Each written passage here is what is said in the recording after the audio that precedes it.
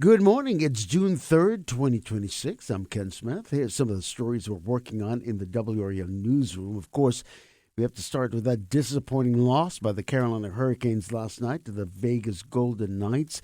With less than 2 minutes left in the third period, the Vegas Golden Knights scored to go up 5-4. That ended up being the final score, by the way.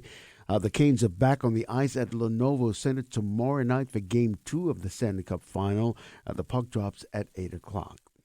Tonight, Duke Energy is holding a public hearing to discuss potential energy rate hikes.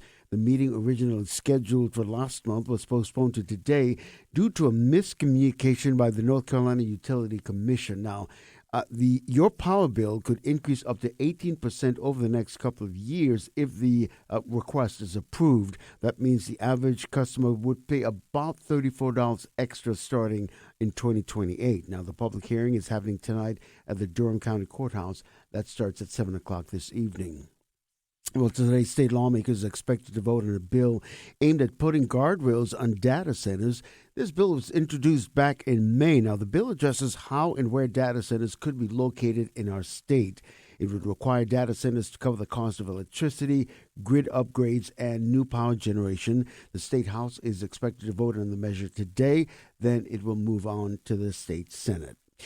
Well, despite all the rainfall we've been receiving recently, drought conditions are not improving all that much. New data shows Falls Lake's water levels dropped to 72%.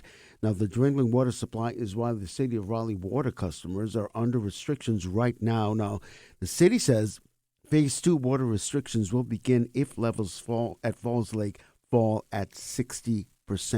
So that's something that we have to keep an eye on here in the WRAL newsroom.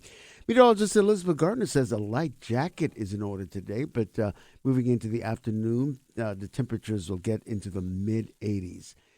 Of course, you can find updated information on any stories you're looking for on the WRAL News app, as well as on television on WRAL News Plus. We also have extended coverage of many of the stories that we cover here in the WRAL Newsroom on the WRAL YouTube page. Have a great day.